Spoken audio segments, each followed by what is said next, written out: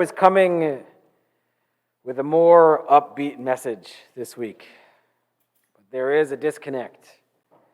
Not only does spring seem to actually have arrived and not just faking us out for a few days and then going back to like the 30-degree weather, not only are we celebrating two wonderful B'nai Mitzvah who have worked so hard, but also the country feels like perhaps we're getting towards the other end of this pandemic thing. There's hope in the air.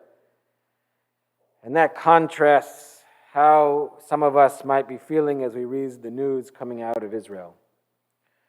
Over the last week, over 2,000 rockets have been fired out of the Gaza Strip, 400 of which landed in the Gaza Strip, by the way. There is rioting inside Israel proper. As of when I looked into it 2 days ago, that was mostly Arab Israeli citizens rioting against Jewish Israeli citizens, but not exclusively.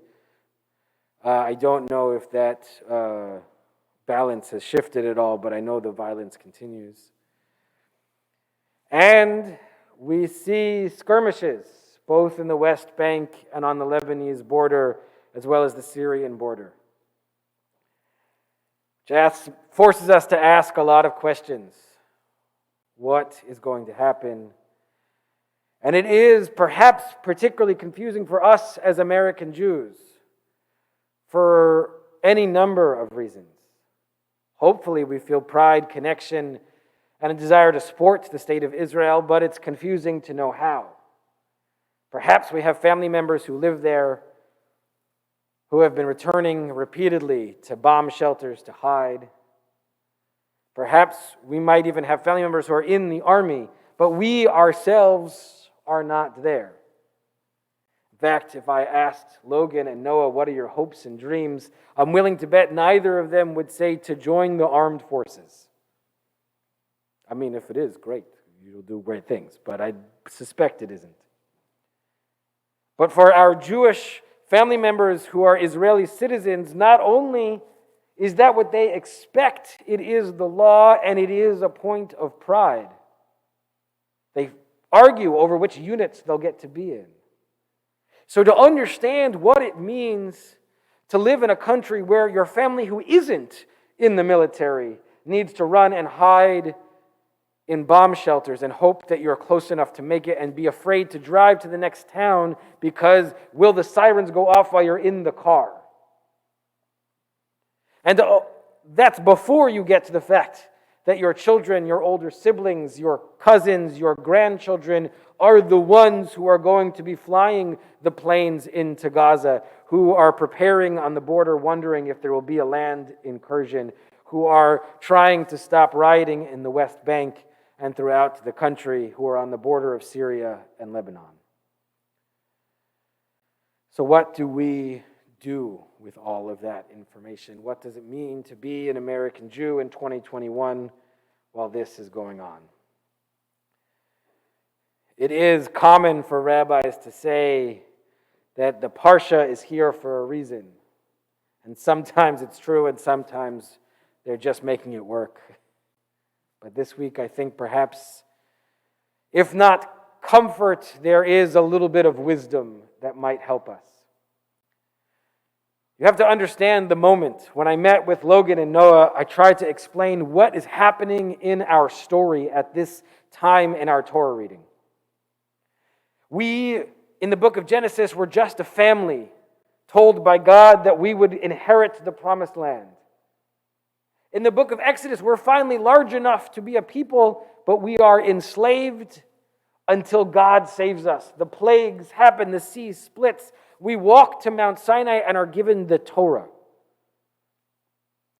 Then we spend half a book building the tabernacle, the first synagogue, and a whole other book learning how to use it, the book of Leviticus. Bamidbar begins our journey. Everything until now has been exposition, has been build up. This is our moment, and they don't even know yet that the 40 years of wandering are coming. They think finally it is time to walk to the promised land. They have maybe a month or two before they get there. And what is the first thing they do? They count everyone. And not just in the way we do a census. They count everyone to see who's going to be in the army. They say, who can hold a weapon? Who will defend us? And the truth is, this sets the standard for the Jewish people for as long as we have existed. From the moment Abraham said there is one God, there have been those who have said, you Jews are not okay, we're going to attack you. Egypt enslaved us. Amalek attacked our sick and our elderly.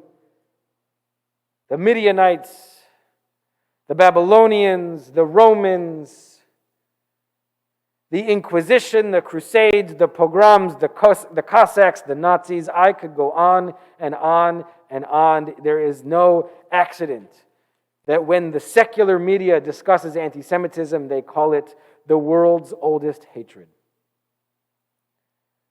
We are a people who have had to defend ourselves in whatever way we can for as long as we have existed, and it began in some ways in this week's Parsha when we built an army. But something else happens also. Right after, the moment the army is established, the count is done, God says, but turn to the Levites.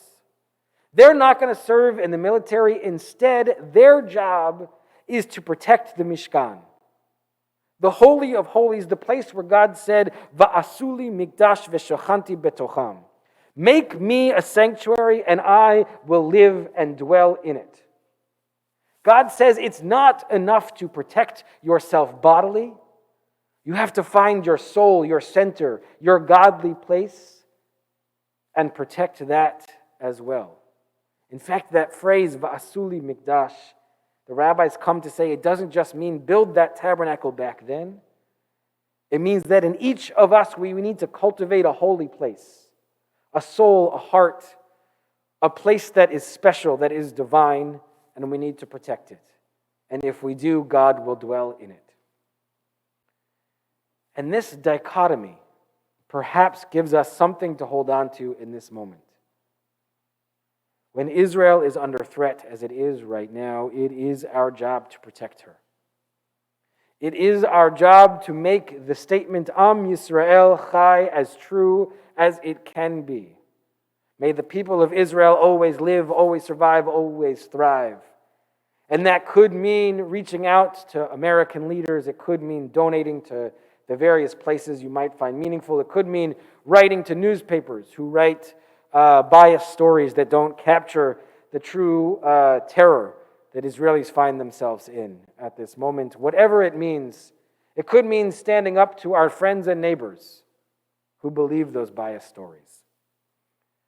But it also means, at the same time, we need to protect our souls.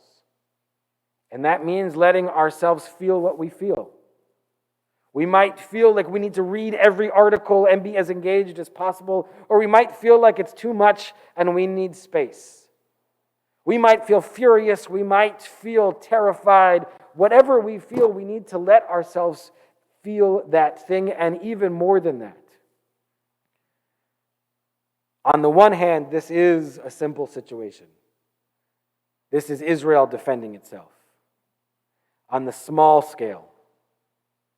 But in the larger picture, this is a complicated story with a lot of narratives and a lot of truths being waved around and conflicting and smashing against each other.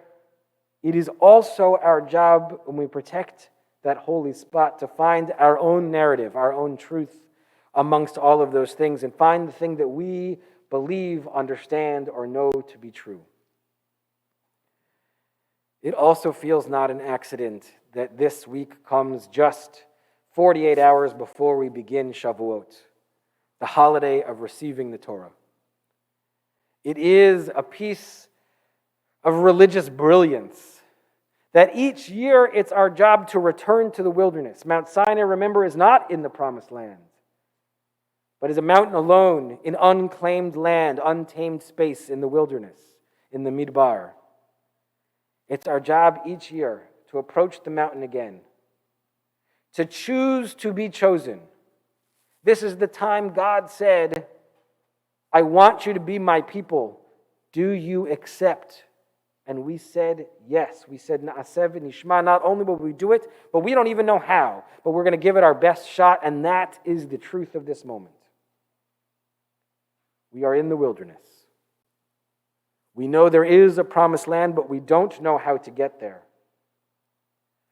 But perhaps, if we build up our armies, both literal and figurative, our strength, our defense, if we protect and cultivate our holy spaces, our own sense of self, and our own commitments to our own feelings, perhaps we can walk arm in arm through that wilderness and together find a path to a promised land.